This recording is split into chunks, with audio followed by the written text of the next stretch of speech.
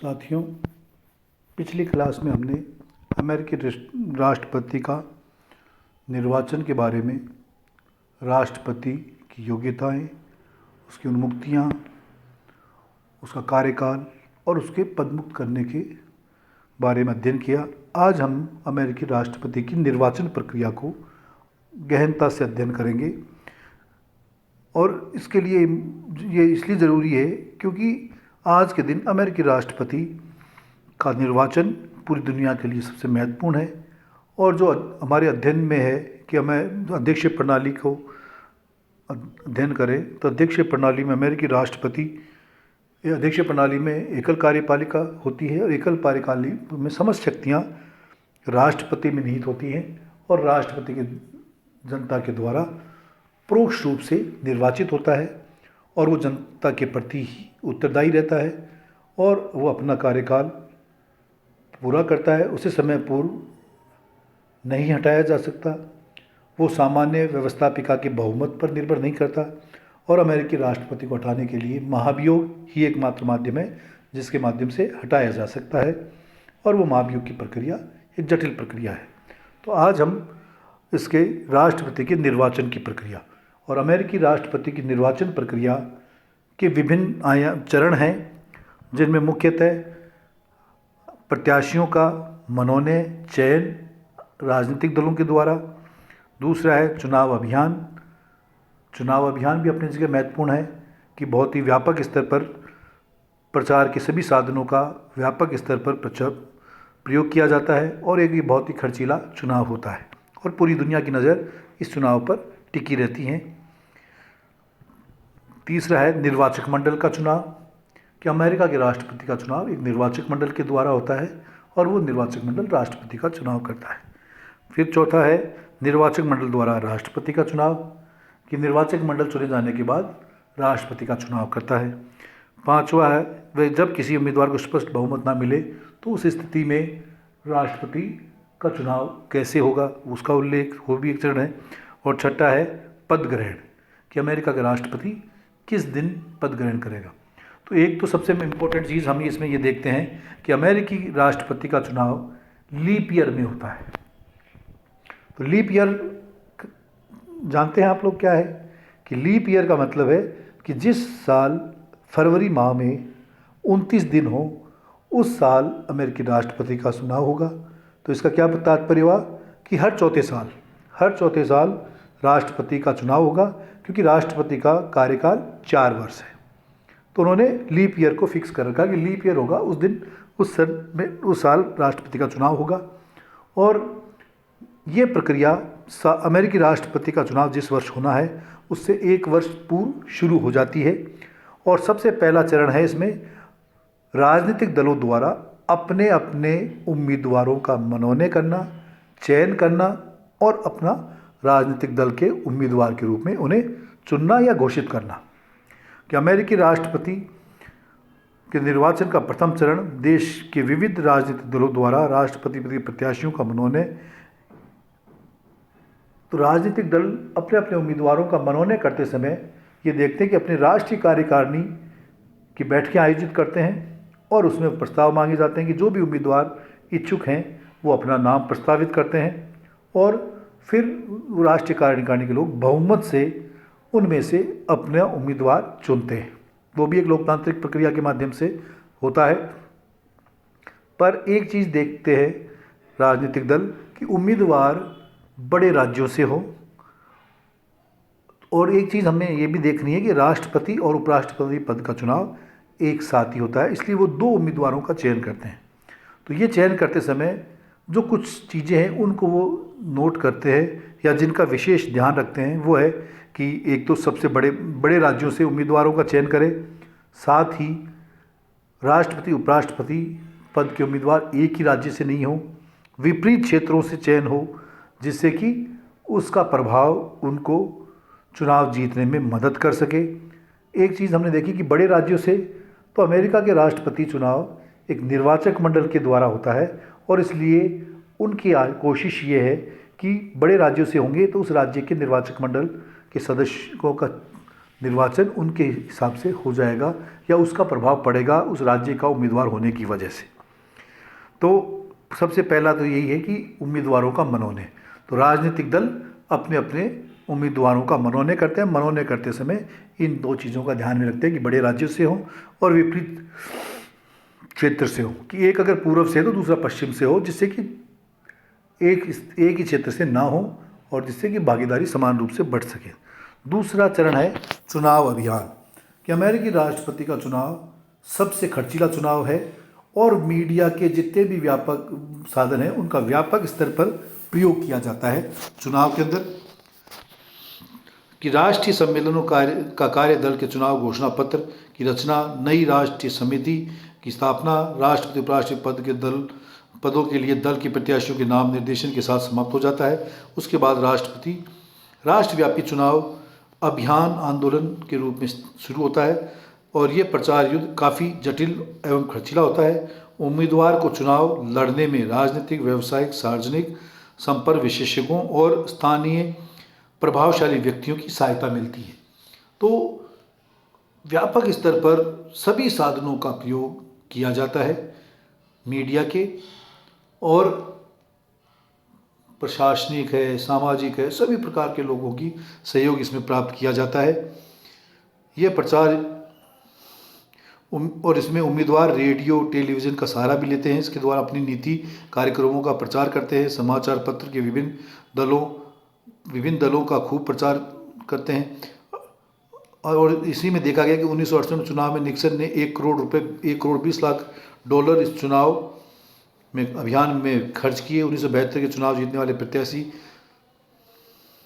$62 करोड़ तथा हारने वाले प्रत्याशी मैक्स बर्न ने $46 करोड़ खर्च किए थे। 1976 में एक्ट के अनुसार संघीय शासन सरकार राष्ट्रपति प्रत्याशी को 21 करोड़ की राशि प्रदान करती है और तथा इससे अधिक खर्च नहीं कर सकता। जिमी कार्टर तथा जेराल्ड फोर्ड ने सरकारी अनुदान ग्रहण किया तथा इसी सीमा में खर्च किया। इस अनुदान के आधार पर प्रत्येक प्रत्याशी को $11 करोड़ की सहायता राष्ट्रीय सम्मेलन से पूर्व तथा $2 करोड़ की सहायता राष्ट्रीय सम्मेलन के मनोनयन हेतु दिए जाने का प्रावधान है। तो ये दूसरा चरण है, ये भी अपने व्यापक है। इससे लोगों के तक पहुंचने का एक बहुत बड़ा साधन है। इसमें लोगों के समक्ष मीडिया के साधनों के माध्यम से पहुंच जाता है और ज्वलंत विषयों पर अपनी राय अभिव्यक्त की जाती है। जनता इनसे सवाल इनके बारे में जानती है उस साधनों के माध्यम से और जनता के सवालों का जवाब भी दिया जाता है। तीसरा है निर्वाचक मंडल।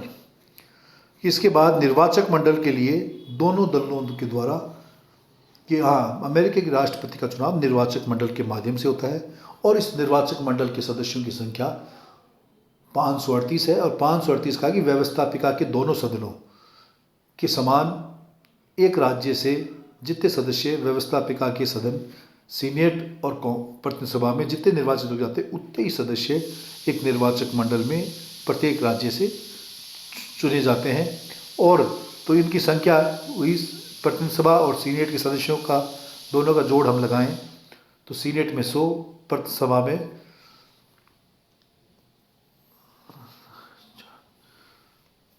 435, तो 535 प्लस कोलंबिया जो एक उपराज्य है, एक डिस्ट्रिक्ट है जिसको व्यवस्थापिका में सदस्य प्राप्त नहीं है, पर अमेरिका के राष्ट्रपति के निर्वाचन में कोलंबिया को भी 3 सदस्य निर्वाचित कर भेजने का अधिकार प्राप्त है। तो ये मिलाकर 538 है और 538 का बहुमत का मतलब है कि 270 जो उम्मीदवार प्राप्त कर लेगा निर्वाचक मंडल के सदस्यों का समर्थन, वो व्यक्ति देश का राष्ट्रपति चुना जाएगा। पिछले दिनों हमने देखा कि अमेरिका के राष्ट्रपति का चुनाव में वोटों गिनती में हमने देखा कि जॉन बाइडेन अमेरिका के राष्ट्रपति के लिए भावी राष्ट्रपति के रूप में निर्वाचित हुए हैं। उनको अधिक सदस्य प्राप्त चुने गए, पर अभी तक उसका रिजल्ट ऑफिशियली डिक्लेयर नहीं हुआ है। ये डिक्लेयर 6 जनवरी को किया जाएगा, जो भी एक अलग चरण है इसी में। तो हम देखते हैं निर्वाचक मंडल के जो सदस्य हैं 538, वो राज्यवार एक दल उतने ही सदस्यों को मनोनीत चुनता है अपने दल में से जितने सदस्य व्यवस्थापिका में उस राज्य से चुनकर जाते हैं। पर सबसे कठिन काम है निर्वाचक मंडल के सदस्यों का चयन करना, क्योंकि चयन करते समय ये देखा जाता है कि उसी व्यक्ति को चुना जाए या चयन किया जाए जो पार्टी के प्रति गहरी आस्था रखता हो, जिसमें पार्टी को गहरा विश्वास हो, क्योंकि जनता के दो वोटों से जब वो चुने जाएंगे उसके बाद निर्वाचक मंडल के सदस्य ही राष्ट्रपति का निर्वाचन करेंगे। उनसे ये शपथ ली जाती है कि चुने जाने के बाद वो अपने ही उम्मीदवार को लिए मतदान करेंगे। तो हम ये देखते हैं इसमें कि हमें निर्वाचन मंडल के लिए दोनों दलों द्वारा उम्मीदवार खड़े किए जाते हैं। इन उम्मीदवारों को अपने अपने दल के राष्ट्रपति उपराष्ट्रपति पद की प्रत्याशियों को वोट देने की प्रतिज्ञा लेनी पड़ती है। निर्वाचक मंडल के सदस्यों की संख्या 538 है। निर्वाचक मंडल के सदस्यों का चुनाव मतदाताओं के द्वारा होता है। प्रत्येक वयस्क नागरिक को मत देने का अधिकार प्राप्त होता है। निर्वाचक मंडल के सदस्यों का चुनाव सूची प्रणाली। अब चुनाव की तरीका क्या है? वो है सूची प्रणाली के द्वारा, कि जनता के द्वारा वोट सूची के आधार पर दिए जाते हैं और फिर राज्यवार वोटों की गिनती की जाती है। तो एक अलग तरीका है अमेरिका के अंदर कि राज्यवार वोटों की गिनती की जाती है। उस समय जिस उम्मीदवार को या जिस सूची पर अधिक मत पड़े हैं जी, या जिसके ज़्यादा वोट प्राप्त हुए, उस राज्य से जितने निर्वाचक मंडल के सदस्य हैं निर्वाचित होने हैं, वो उसी के निर्वाचित होंगे जिसको उस राज्य में बहुमत प्राप्त हुआ हो।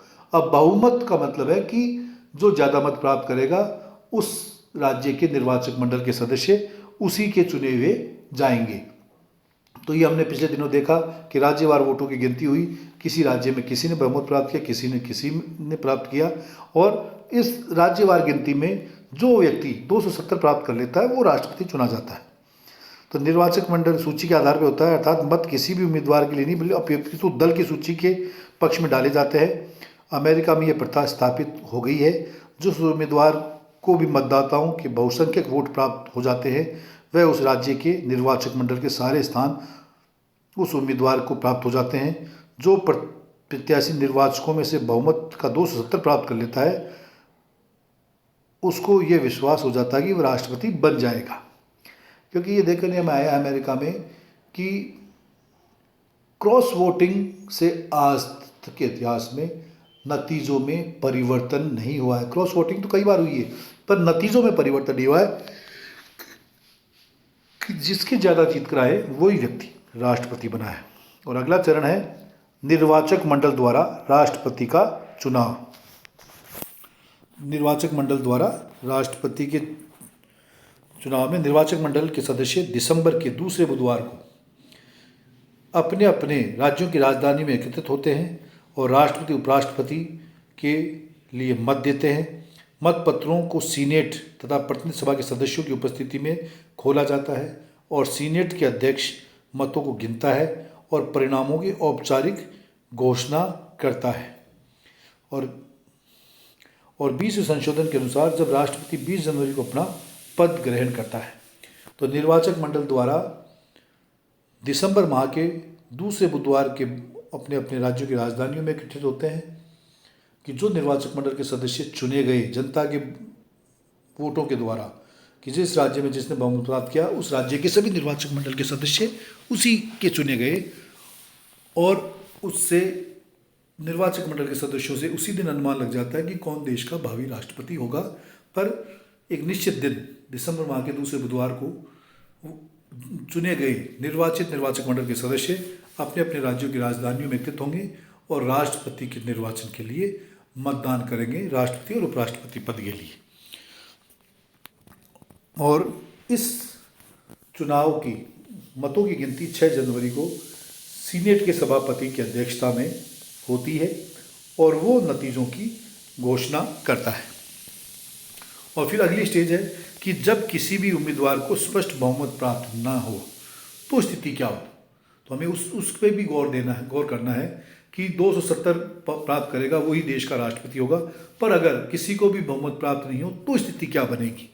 तो यदि मतगणना का परिणाम ऐसा निकले जिसमें किसी भी प्रत्याशी को आवश्यक बहुमत प्राप्त ना हो तो राष्ट्रपति के निर्वाचन के कार्य प्रतिनिधि सभा करती है और उस स्थिति में प्रथम 3 उम्मीदवार जो रहे हैं उनके नामों का प्रस्ताव प्रतिनिधि सभा को भेज दिया जाता है और प्रतिनिधि सभा के सदस्य एक राज्य एक वोट के आधार पर उसके बाद मतदान करते हैं और उस मतदान के बाद जो बहुमत प्राप्त करता है वो देश का राष्ट्रपति चुना जाता है। तो प्रत्येक राज्य एक वोट का मतलब है कि जितने भी राज्य हैं, जैसे कुल 50 राज्य है तो 50 राज्यों का एक राज्य का एक वोट का क्या किस कायदे से होगा, किस प्रकार होगा, तो उसमें है कि जितने सदस्य हैं उनमें आम सहमति, आम राय होनी चाहिए किसी एक उम्मीदवार के प्रति, तभी उनका मत गिनती में आएगा या मत देने का अधिकार होगा। अगर किसी राज्य में आम सहमति नहीं बनती है तो उस राज्य को मतदान में हिस्सा लेने का अधिकार नहीं होगा।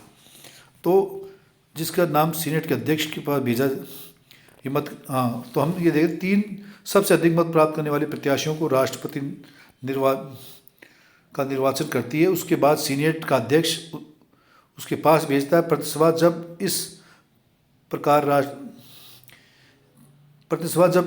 राष्ट्रपति चुनाव करती है तब सभा के सदस्य राज्यवार मतदान करते हैं और उसके मत एक राज्य एक मत के आधार पर गिने जाते हैं।